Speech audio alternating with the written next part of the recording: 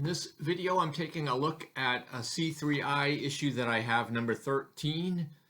This one, I don't have any of the inserts that came with this one, and I'm not even sure what inserts were in it, but I did want to kind of review some of the material that you receive in C3i 13. You can definitely find these on the secondhand market.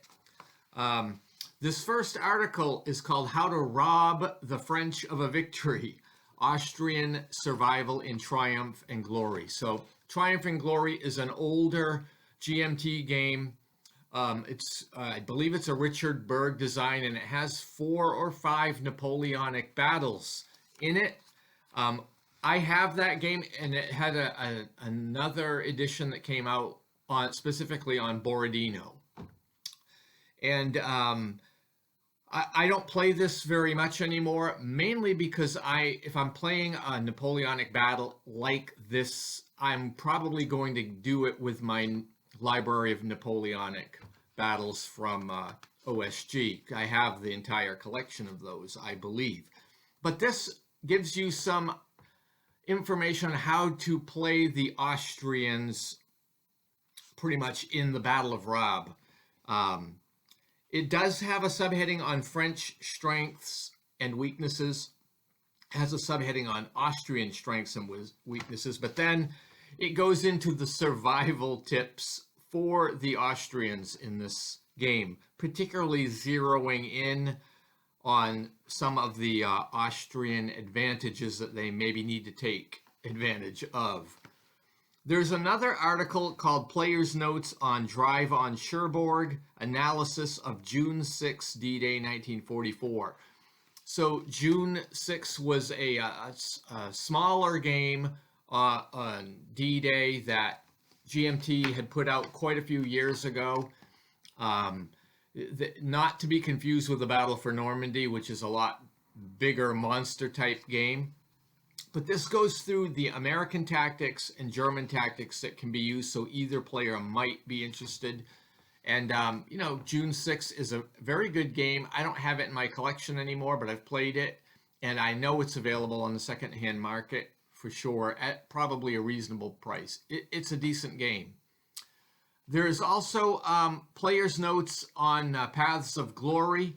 However, there is a disclaimer in the beginning of this article that, this article is written before the Paths of Glory Player's Guide was released, so now that has been released. I think it's quite expensive to try to find it in the secondhand market now, but this predates that, and this just had some basic tips for beginners on playing Paths of Glory. So it's actually a good condensed article, especially if you don't have the Player's Guide.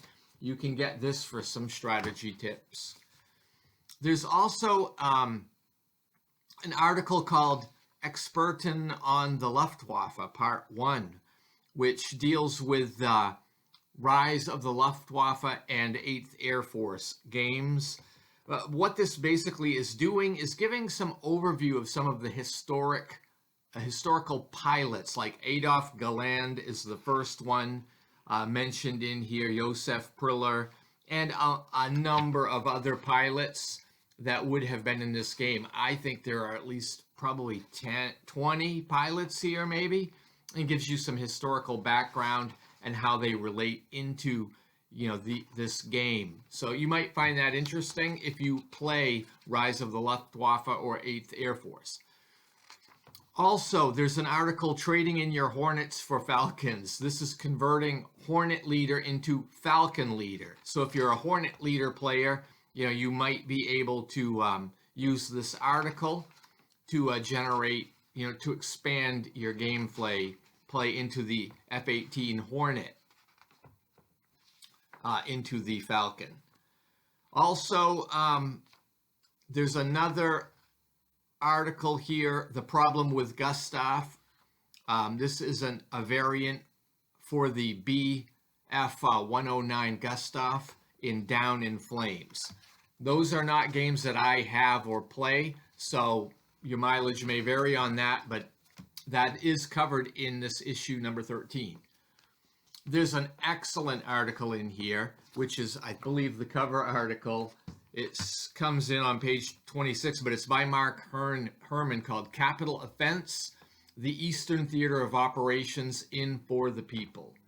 So For the People has withstood the test of time. It's a great point-to-point, card-driven Civil War strategic game, American Civil War game. And this zeroes in on the details that would be good to grasp for the Eastern Theater. So he has a subheading called View from the President's Desk, which kind of looks at some of the issues involving the political will and certain die roll modifiers. There is a subheading, Battle on the Flanks, Practical Advice, that has to do with, what time, where are you in the war, and what should you be thinking about. And also there's a subheading, How to Keep the Yankees Out of the Old Dominion. So that's a short article, but it's packed with a powerful punch from Mark Herman on this game. There's also an article, the April 1861 scenario, with some thoughts on that. There's another article deeper into the magazine for Great Battles of Alexander. It's called Philip the Great, and it has a couple of scenarios, one from 358 BC, Aragon Valley. It has another scenario, Battle of the Crocus Fields, 352 BC. There's also a scenario for War Galley, Saproportus, 210 BC, and a lot of details on what was kind of going on behind the scenes, but it has the setup of how you can use this scenario if you want, if you have the game. There's also an article on Bludgeon, Not a Sledgehammer. It's scenario 4, notes for Ukraine 43. So if you have that game, which I do, this article is a very short article that just gives some notes on scenario 4. So probably well worth the read. It was written by Lou Ritter, so I'm sure that's valuable. He's a very good writer and a good thinker on the GMT war games. There's also a comprehensive index in this from C3i, cataloging 1 through 12. This happens to be 13. So all of the different games have a heading, and then it tells you underneath what issue you can find support material from.